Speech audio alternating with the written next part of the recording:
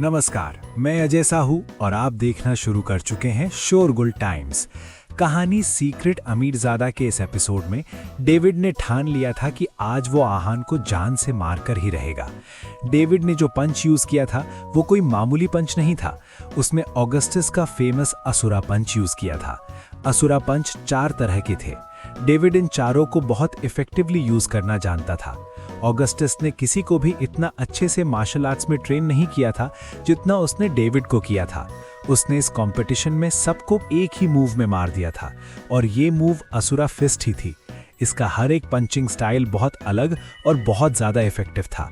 अब डेविड भी अच्छे से प्रिपेयर हो गया। वो समझ गया था कि अगर उसने अपना किलिंग मूव यूज नहीं किया तो वो आहान को कभी हरा नहीं पाएगा। अब डेविड ने भी हेजिटेट नहीं किया और उसने अपना किलिंग मूव करने की ठान ली थी। डेविड ने अपनी सारी एनर्जी अपने आर्म में ट्रांसफर की और असुरा फिस्ट का पहला स्टाइल असुरा रुइन करने के लिए तैयार हुआ। इस वक्त डेविड किसी वॉर गॉड से कम नहीं लग रहा था। डेविड की आंखों में किलिंग इंटेंट साफ नजर आ रहा था और उसकी ब्रीदिंग से ऐसा लग रहा था जैसे वो एक ही मूव में आहान को जान से मार देगा। क्या यहाँ से मैच का रुख बदल जाएगा? इस एपिसोड की शुरुआत कुछ इस तरह से होती है। चलिए अब जानते हैं इस एपिसोड में और क्या कुछ नया होता है। आहान डेविड के साथ लाइफ एंड डेथ बैटल शुरू होने से पहले ही मार्शल आर्ट्स के कन्वर्टिंग फोर्स पर पहुंच जाता है। ये देखकर सब बहुत हैरान हो जाते हैं और सोचते हैं कि ये सब आहान का प्लान था। दोनों में फाइट शुरू होती है और एक ही मूव में आहान ये साबित कर देता है कि वो बहुत पावरफुल है। डेविड खुद को संभालता है और असुरा फिस्ट का इस्तेमाल करके आहान को हराना चाहता है। डेविड को फिस्ट के साथ तैयार देख आहान भी तैयार हो गया। उसने डेविड के असुरा पंच का जवाब ड्रैगन थॉर्न फिस्ट से देने का फैसला किया।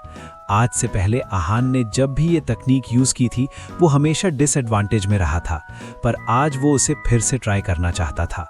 इस वक्त दोनों के ची टेरिफाइंग स्टेज पर पहुंच गए थे और दोनों एक दूसरे की तरफ आ रहे थे। बूम! एक तेज आवाज के साथ दोनों की फिस्ट्स टकराईं और एरिना कुछ पल के लिए गूंजता रहा।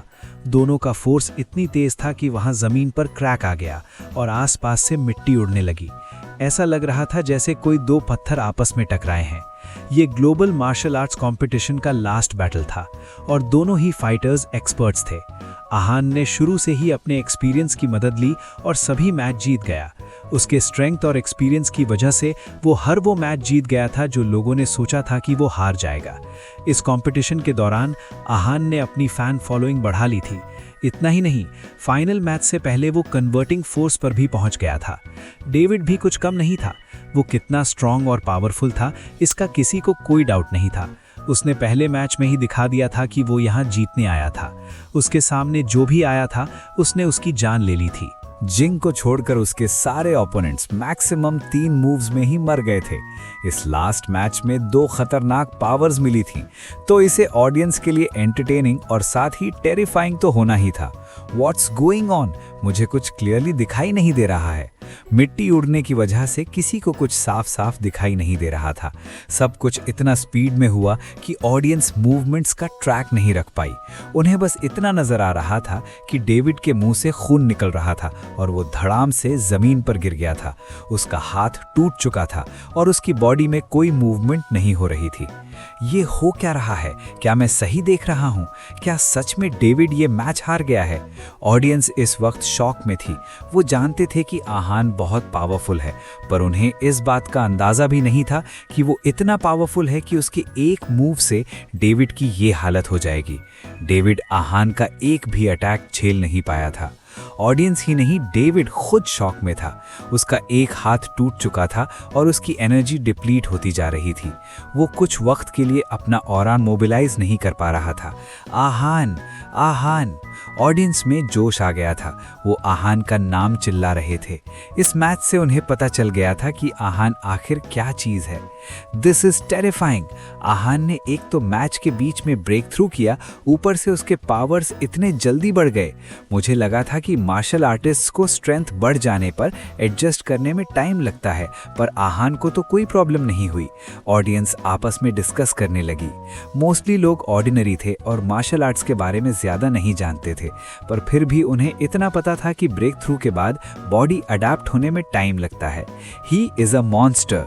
इतने कम टाइम में इतना पावरफुल होना कोई आम बात नहीं है। मेरा कैलकुलेशन बिल्कुल सही था, ये मैच आहान ही जीतेगा।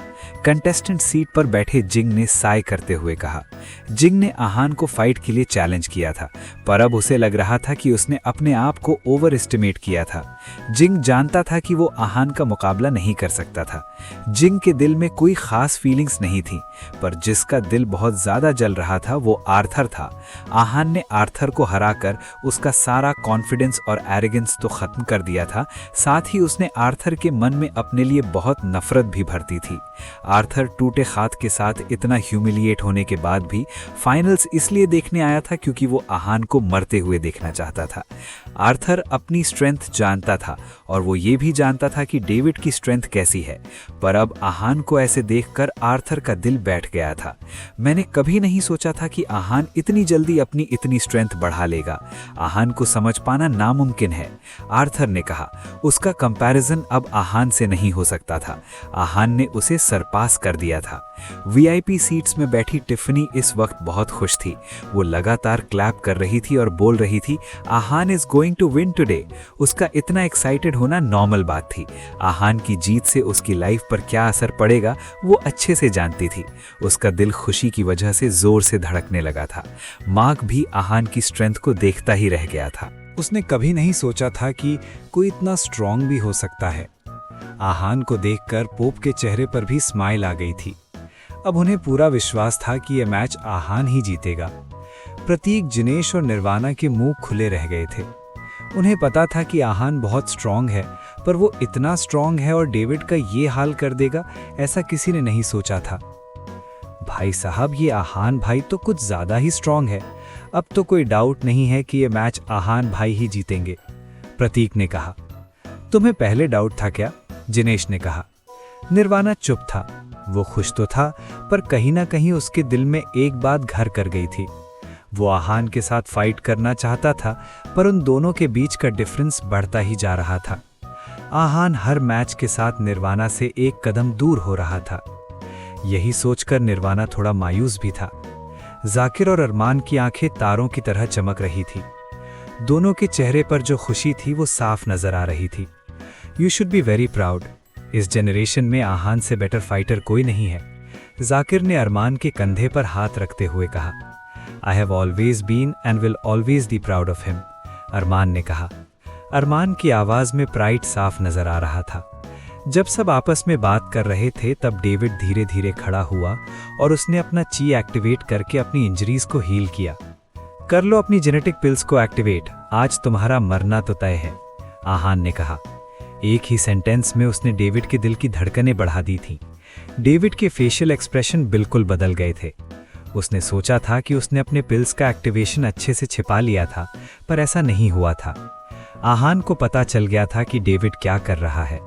इससे डेविड और कॉन्शियस हो गया। आहान ने सबके सामने उसे एक्सपोज कर दिया था। डेविड ने उसकी इस बात का कोई जवाब नहीं दिया और बस अपना ची और जेनेटिक पिल्स एक्टिवेट करके अपने आप को हील करने लगा। इस वक्त उसके लिए ये करना ज्यादा जरूरी था। आहान ने उसे अपने आप को हील करने का वक्त दिया था, इसीलिए वो जल्दी से हील होना चाहता था। उसे डर था कि कहीं आहान अपना मन बदल न ले और अचानक से उस पर अटैक न कर दे। He is a martial arts king, he deserves to win the match.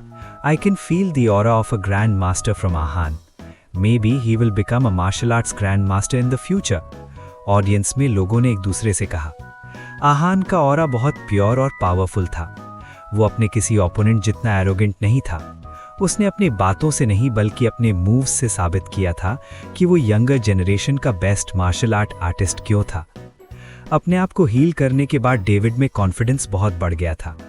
उसने आहान का मजाक उड़ाते हुए कहा, तुम्हें मुझे हील करने का वक्त देकर गलती कर दी। इस बेवकूफ़ी की वजह से आज तुम अपनी जान से जाओगे। अपनी बकवास बंद करो, मैं तुम्हें सिर्फ एक मौका दूंगा। अगर तुम मुझे इस मौके में सीरियसली इंजर नहीं कर सके तो फिर मैं तुम्हें बिना कोई मौका दिए जान से मार दूंगा, आहान ने कहा। आहान की बातें सुनकर डेविड के दिल की धड़कनें तेज हो गईं। उसने कभी नहीं सोचा था कि आहान इतने लोगों के सामने उसे इस तरह की धमकी देगा। अब डेविड का ईगो हर्ट हो चुका था। वो अब आहान को ऐसे ही तो नहीं जाने दे सकता था। वो अटैक के लिए तैयार हुआ और जोर से चिल्लाया, गो टू हेल आहान रायजादा। इतना कहने के साथ डेविड की बॉडी जेनेटिक मेडिसिन की वजह से बहुत पावरफुल हो गई थी। उसकी बॉडी से एक बहुत ही अलग ऑरा एमिट हो रहा था। उसकी बॉडी में बोन्स क्रैक कर रही थी और गुस्से की वजह से उसके शरीर की नसें भी दिखाई दे रही थी। इस वक्त डेविड का मोमेंटम बहुत इंपोजिंग था। डेविड को इस तरह देखकर भी आहान ने पैनिक नहीं किया। आहान की लाइफ में कभी ऐसी सिचुएशन नहीं आई जिसमें उसने पैनिक किया हो। वो हमेशा काम और कंपोज्ड रहता था। उसने अपना ची एक्टिवेट किया और अपनी मिस्टीरियस ब्रीदिंग तकनीक यूज करने लगा। इससे उसका ब्लड फ्लो नॉर्मल हो गया और स्ट्रेंथ और स्पीड पीक पर पहुंच गए। आहान ने अब ठान लिया था कि वो एक ही मूव में डेविड की जान ले लेगा। उसने बिना वक्त बर्बाद किए अपना self created move heaven breaking करने का फैसला लिया।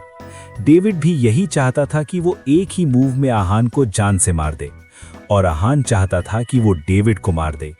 दोनों ने अपने अपने ट्रम्प कार्ड यूज करने का फैसला ले लिया था। आज इस लाइफ एंड डेथ मैच में कोई एक ही जिंदा रह सकता था। आहान ने आंखें बंद की और हेवन ब्रेकिंग के लिए अपने हाथों की मूवमेंट्स शुरू की। वहीं डेविड ने भी पोजीशन ली और आहान को अरूसा फिस्ट से मारने के लिए तैयार हुआ। ऑडियंस में सबकी धड़कनें रुकी हुई थीं, क्योंकि वो जानते थे कि ये फाइनल मूव होने वाला था। इस मूव के बाद उन्हें इस साल के ग्लोबल मार्शल आर्ट्स विनर का नाम पता चलेगा। दोनों एक दूसरे की तरफ भागते हुए आए और दोनों की फिस्ट्स एक दूसरे से जैसे ही टकराईं, वहां पर एक कानों में चुभने वाली आवाज गूंजने लगी। ये सीन बहुत ज्यादा टेरिफाइंग था। चारों तरफ मिट्टी उड़ रही थी और किसी को कुछ दिखाई नहीं दे रहा था। उन्हें बस इतना नजर आ रहा था कि दोनों में से कोई एक जमीन पर गिर चुका था और जमीन में क्रैक आ गए थे। जब मिट्टी थोड़ी बैठी, तब स्टेज का सीन देखकर सब हैरान थे।